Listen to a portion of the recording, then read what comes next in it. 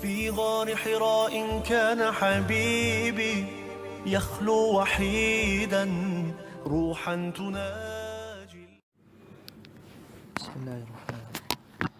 إن الحمد لله نحمده ونستعينه ونستغفره ونؤمن به ونتوكل عليه ونعوذ بالله من شرور أنفسنا ومن سيئات أعمالنا. من يهده الله فلا مضل له ومن يضلله فلا هادي له ونشهد أن لا إله إلا الله وحده لا شريك له ونشهد أن سيدنا ونبينا مولانا محمدا عبده ورسوله. أما بعد، فأعوذ بالله من الشيطان الرجيم. بسم الله الرحمن الرحيم.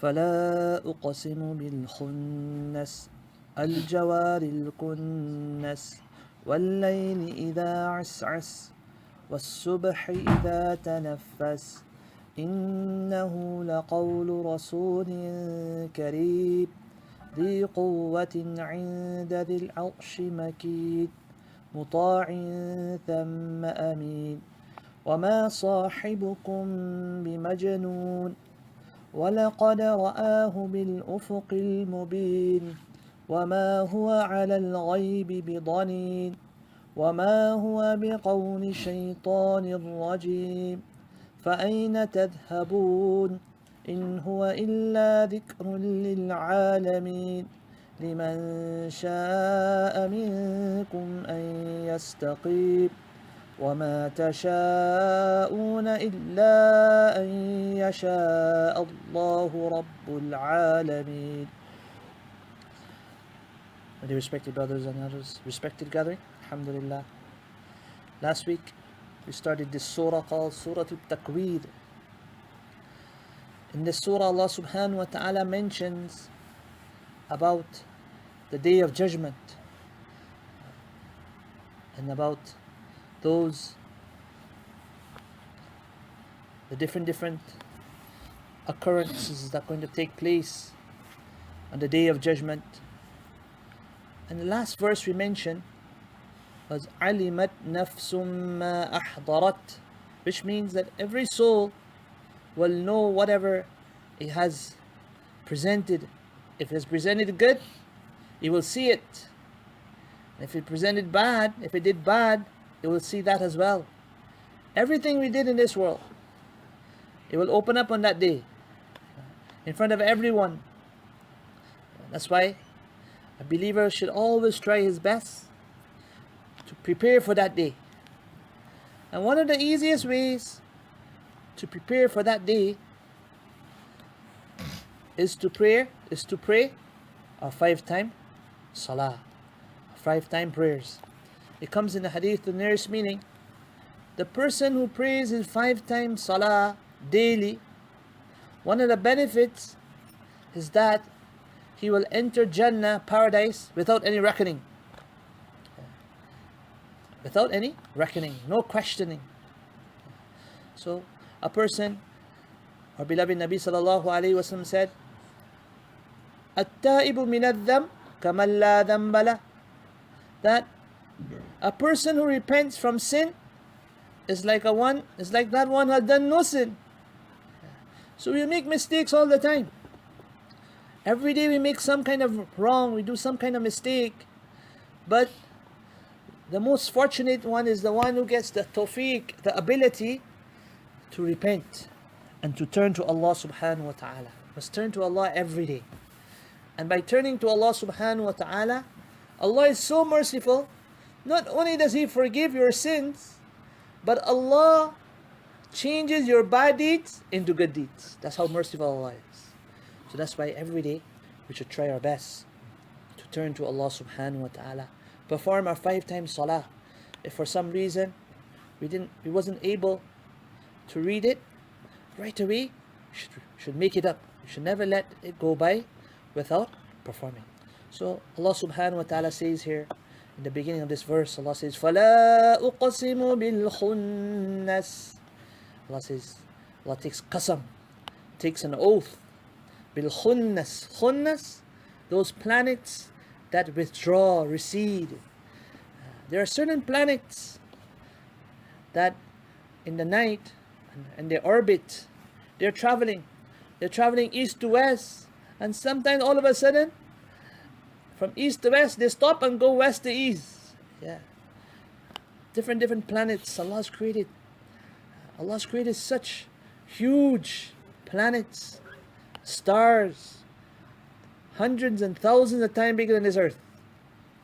Allah is so powerful. You know, it comes in a hadith, the nearest meaning, that the first sky in comparison to the second sky is like a ring in a desert. You know? And what is the first sky? You know, all of the planets that we see, all the stars that we are seeing, all this is the first sky. You know, how huge is this? You know, how huge is this whole galaxy? So many billions and billions of stars underneath the first sky. And one star, so many of the stars are bigger than the sun. And they say that the amount of stars are even more than the grains of sand. That's how much stars they have. Once we went to Mauritania, you know, Mauritania, one African country, went to meet one great sheikh there. So in the desert, in the middle of the night when you get up, you just see stars, so many stars. It's like, wow, I didn't know so many stars. So many stars. Over there, the air is so clean and it's desert. You just see so many stars. So when you look up, you just, wow, who created all of this? How is that staying up there? You know? Allah is the one who keeps that up. Allah is the doer. When Nabi sallallahu alayhi wa sallam used to get up in the morning for tahajjud, there's some verses he used to read. When he get up for tahajjud in the morning, and we should try to read this. He used to read the last ruku of which surah? Surah Al-Imran. Yes, mashallah. The last ruku of Surah Al-Imran. You in the higher class or he in the higher class? I thought you were supposed to know more. Right. So the last ruku of Al-Imran. إن في خلق السماوات والأرض واختلاف الليل والنهار لآيات لأولي الألباب. إن في خلق السماوات, verily in the creation of the skies and the earth. So beautiful, you know. So anyway, Allah subhanahu wa ta'ala takes qasam on the planets that recede, that withdraw. Al-Jawar al-Kunnas, Jawar, that travel in its orbit. You don't sometimes, whatever orbit, whatever path Allah has, you know, placed for that, it goes on that path. It doesn't go here and there. Whatever path Allah has made for it, it goes. Kunnas, it hides. During the day, it hides. You can't see it. During night, it appears. وَاللَّيْلِ إِذَا عَسْعَسْ. وَاللَّيْلِ, Allah takes qasam, an oath, on the night. إِذَا عَسْعَسْ. As-as. The word as-as has two meanings. Ulama give two meanings. One meaning is that when it darkens, when the night darkens, when it begins and darkens, it starts to become darker and darker. Another meaning of as is when it departs, by the night when it departs. When the night, when it darkens and begins, ulama state that Allah is taking an oath on the night. Just like when it's dark, there was a time before the coming of Nabi sallallahu alaihi wasallam, there was darkness all around. Kufr and disbelief, and so many wrong actions were taking place, just like darkness. Then what happened?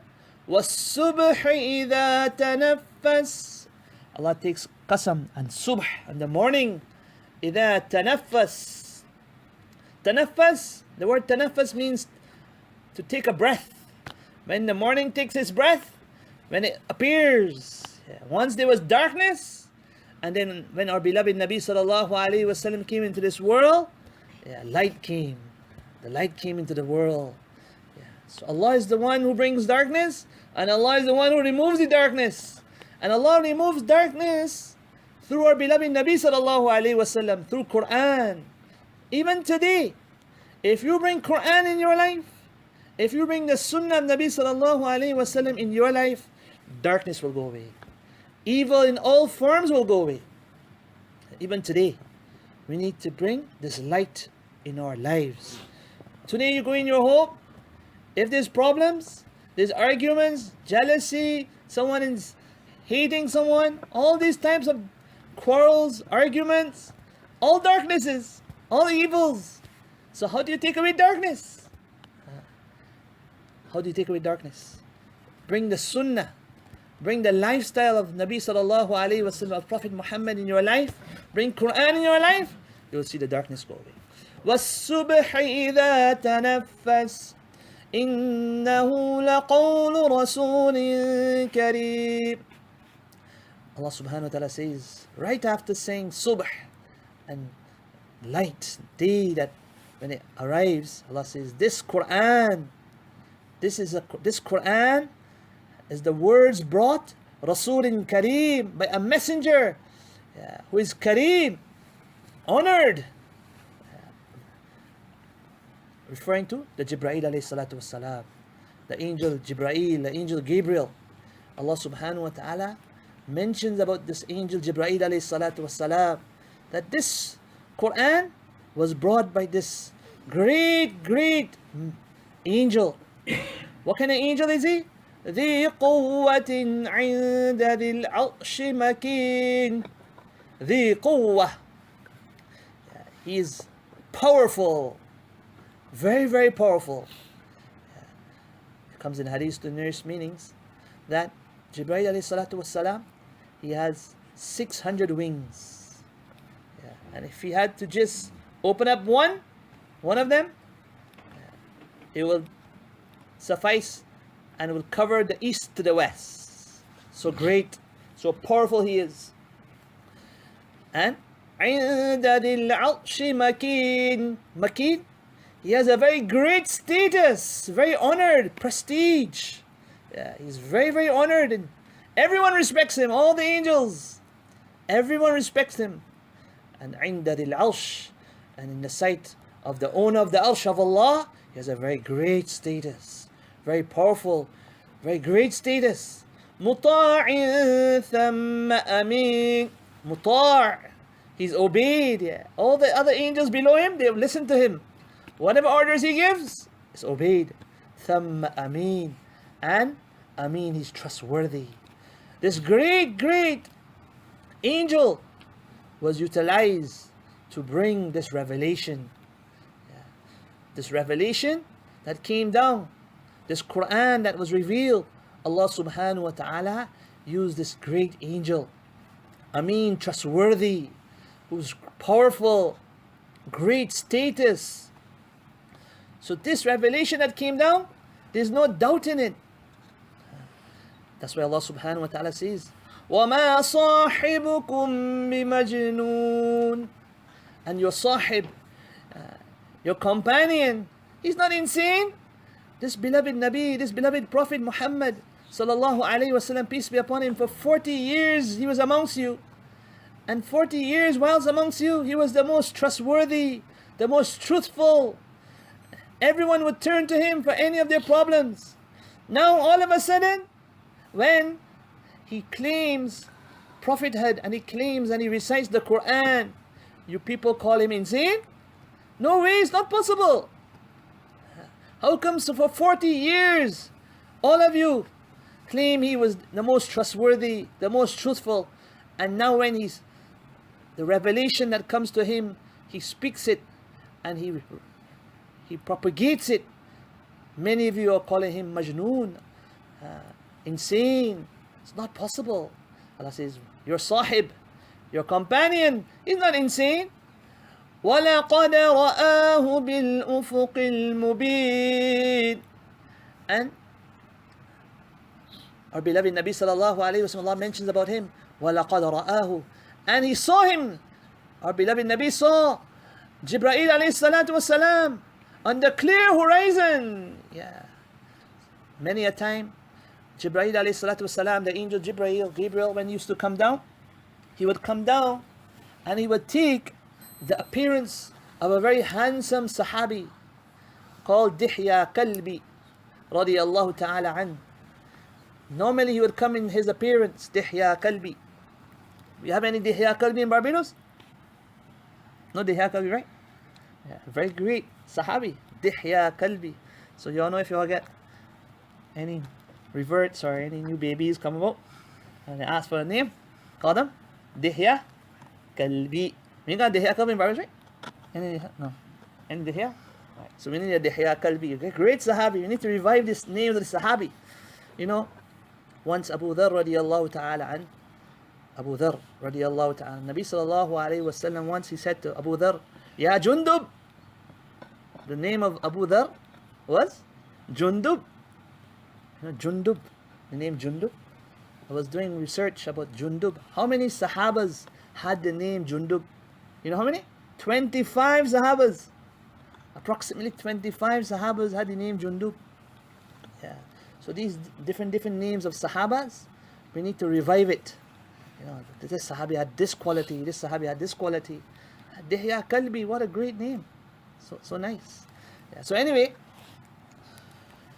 Allah subhanahu wa ta'ala says, and our beloved Nabi sallallahu alayhi wa saw him, saw Jibreel alayhi salatu wasalam on the clear horizon, that this person, this angel Jibreel that used to come with revelation, he's not someone that Nabi sallallahu alayhi wa sallam did not know. Yeah, he knew him. Because the unbelievers used to say that maybe it's some shaitan, maybe some kind of devil, some spirit is giving him all this information. Yeah, maybe all this, because these words that he's saying all of a sudden, he never said it for 40 years, and all of a sudden after 40 years, he's reciting certain verses of the Quran we never heard in our life. So maybe it's some shaitan, maybe some evil spirit, some jinn come in and give him information. So Allah said, no. It's not like that. This is Jibreel alayhi salatu wasalam, the great angel bringing down revelation. And it's not someone he never saw. He saw him as well. He saw him in the clear horizon. And he also saw him when he went for Mi'raj, ascension. Yeah, and he traveled with him. And Jibreel alayhi salatu wasalam was such a respected angel that every time they went from one heaven to the other heaven, they would ask, who is it? And they would Jibreel alayhi salatu wasalam will introduce our beloved Nabi to the angels, and he would say, open up. And they would listen to him, they would open up. Yeah, he was respected, honored. وَمَا هُوَ عَلَى الْغَيْبِ بِضَنِينَ. Allah says, and our beloved Nabi sallallahu alayhi wa sallam regarded the ghaib, the unseen, بِضَنِينَ. He's not miser, he's not stingy, like the fortune tellers. The fortune tellers, you go to them, and they might have one or two some of news of the future, you know, from their resources, and adding lines here and there. But for them to give you any news, you have to pay them. Pay them money. You give me money, give me my wage, then I'll tell you what happened. Give me some money. Give me $100. Give me $200. I'll tell you what's going to happen next week. And what happens next week, sometimes hear a little truth in it, and most of the time, 100 times, lies. Yeah. So our beloved Nabi sallallahu alayhi wa sallam, regarding the unseen, what's going to happen in the future, what happened in the past, what events is going to take place, whatever was revealed to him, he was not stingy. He didn't ask for no wage. He didn't ask for any money. وَمَا هُوَ بِقَوْلِ شَيْطَانٍ رَجِيمٍ. And these words that he is saying, وَمَا هُوَ, and these are not the words of any shaitan, the rejected, of any devil. They used to claim maybe some shaitan, some devil is giving him some information. Do you think shaitan will tell you to do good things? In the Quran, what is there? In the Quran is all righteousness, all about Jannah, all about doing good actions, respecting your parents, being good to your neighbors. So much great teachings of goodness and virtue in the Quran. Would any shaitan ever propagate such things? وَمَا هُوَ بِقَوْلِ شَيْطَانٍ رَجِيمٍ. Allah says, after all of these proofs that this Quran, this revelation is haqq and truth, فَأَيْنَ تَذْهَبُونَ. Allah says, where are you going? Where are you guys wandering? Where are your senses gone? All these proofs are there. فَأَيْنَ تَذْهَبُونَ إِنْ هُوَ إِلَّا ذِكْرٌ لِلْعَالَمِينَ. In huwa, very, this Quran is a dhikr, it's an advice, an admonition للعالمين, for the whole universe. If you ponder in this Quran, if you have a true heart, sincerity, if you read the Quran of sincerity, if you read the Quran with the intention of guidance, you will really see guidance. You will get advice for this life, for the life of hereafter. لِمَنْ شَاءَ مِنْكُمْ أَنْ يَسْتَقِيمَ. Allah says, this Quran, it is an admonition, it is an advice. But for whom? For those amongst you who wants to remain straight, who wants to be on the straight path.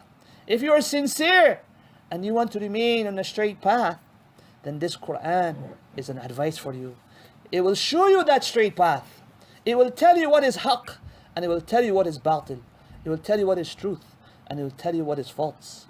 وَمَا تَشَاءُونَ إِلَّا أَن يَشَاءَ اللَّهُ رَبُّ الْعَالَمِينَ.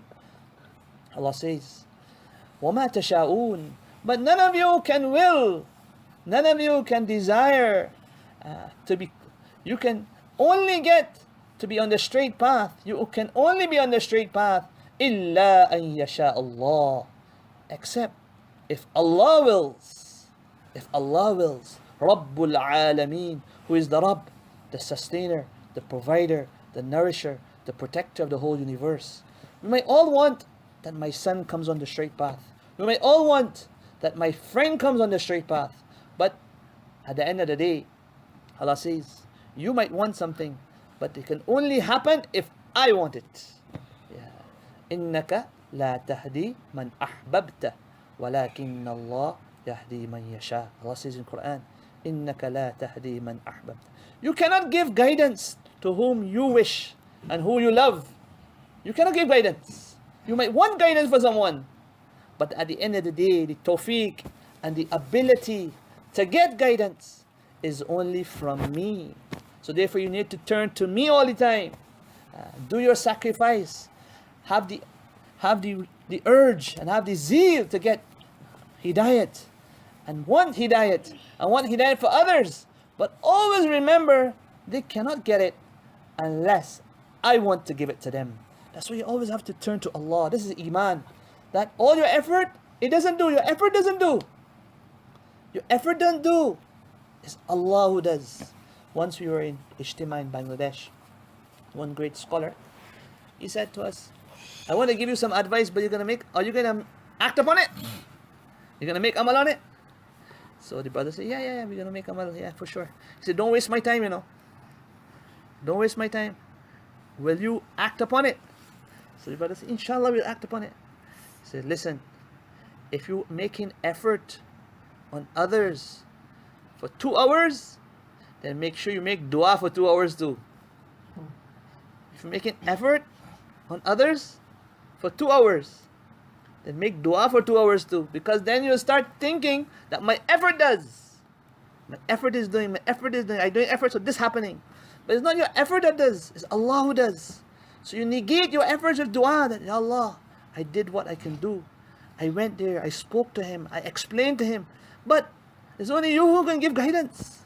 That's why after doing the effort during the day, you need to do the effort at night. And if you don't do the effort at night, then you'll start doing, my effort did. Then you have conviction on your efforts, which is wrong. Because not your efforts. Allah is the one who gives guidance. You can talk to a person for a whole hour. If Allah doesn't want his heart to change, it cannot change. So you have to balance it. You have to balance with your dua. Dua negates. When you make dua, you're negating your effort. My effort doesn't do, I don't do, it's only you who can do. Ya Allah, give hidayat. That is, La hawla wa la quwwata illa billah. When a person, our beloved Nabi sallallahu alayhi wa sallam said, when the person calls out the adhan, this is something to remember, we forget all the time. Whenever the adhan is being called, we should stop all our talks. If you're talking, if you're making discussion, if you're having any kind of speech or anything. When adhan starts, we should all try our best to stop talking. And whatever the mu'adhin, the person who's calling the adhan, Allahu Akbar, our beloved Nabi sallallahu alayhi wasallam said, reply to what he says. If you reply to what the mu'adhin says, you get the same reward as what he's getting. You get the same reward. He's saying Allahu Akbar, and then you say Allahu Akbar, Allah, you get the same reward. And when he says Ashhadu an la ilaha illallah, and you say Ashhadu an la ilaha illallah, you get the same reward. But when he comes to Hayya ala salah, when he says Hayya ala salah means come for prayer. Our beloved Nabi sallallahu alayhi wasallam said, when he comes to Hayya ala salah, what to say? La hawla wa la quwwata illa billah. And when he says Hayya ala falah, you don't say Hayya ala falah, but what do you say? Again you say La hawla wa la quwwata illa billah. What does that mean? La hawla wa la quwwata illa billah. That this person is calling me for salah. This person is calling the community for salah. The person is calling everybody for salah. But la hawla wa la quwwata. There's no power to do good, and there's no power to stay away from evil. Illa billah, except by the will of Allah. If Allah wills, these people will come. If Allah doesn't will, they can't come. They will hear it 1,000 times, still can't come. That's why we should understand this. La hawla wa la quwwata illa billah. May Allah subhanahu wa ta'ala give us all the tawfiq, inshallah. On Wednesday, inshallah, one of my beloved teachers are coming. A very, very great scholar, mashallah. He has some of his students even compile a book about different incidents that take place in his life and his biography. So one short story I mentioned about him. Once he went to Medina, and Madinatul Munawwara, and one great sheikh in Madinatul Munawwara, he had a dream that Nabi sallallahu alaihi wasallam is giving a dars. Nabi sallallahu alaihi wasallam is teaching a dars, giving a lesson in the masjid. He's giving a lesson, teaching a lesson in the masjid. So while he was sleeping, he got this dream, and he woke up after seeing this dream that Nabi sallallahu alaihi wasallam is giving a dars, a lesson like how we have another dars, a little lesson here. So he saw that Nabi sallallahu alaihi wasallam is giving a dars in the Masjid al-Nabawi. So the Arab sheikh, after seeing this dream, he woke up. Right away he went to the masjid. Right away he went to the masjid, searching, who's this that's giving this dars? And he saw my teacher, and around him with other people there, and my teacher was giving it. He said, this is the interpretation of the dream. This is the interpretation of the dream. Yeah, so many great, dreams have been saw about him, mashallah, and such a great personality. He's a Shaykh al-Hadith. He teaches Bukhari Sharif, but every Thursday, without fail, every Thursday, he takes students from the Bukhari Sharif, Bukhari class, the final year, and he goes with them, and he goes out in Jamaat for one day. Every week, going this place, going that place. He's so old, so fragile at the moment, but still he goes. And at the same time, so one side he's teaching Bukhari, on one side he's doing the effort of da'wat, and then on the other side he's doing the effort of dhikr as well. He does doing the dhikr, tilawat of Allah, tazkiyah. We call tazkiyah as well. He's making fikr and worrying concern about tazkiyah, about the purification of the hearts of himself and others as well. So a very knowledgeable person, mashallah. So he's only coming here for one day. He's coming on Wednesday, and then Friday morning he'll be departing. So Thursday, inshallah, Thursday after Asr, we have a program for the ladies right here at Haji Saab's home. So it's after Asr to Maghrib. So he'll be speaking in Urdu, but it'll be side-by-side translation in English. Side-by-side translation in English. So request you to send your women folk as well for that. And the men will have programs as well. Wednesday night there'll be a program in Makki Masjid, and also there'll be a program, inshallah, on Thursday after Isha in Jummah Masjid. And here around 6:30, 6:45 in the morning on Thursday morning, there'll be a short program here as well. So request the brothers, if they get a chance, to please try their best to come. Allah subhanahu wa ta'ala give us a tawfiq. Subhanahu wa ta'ala.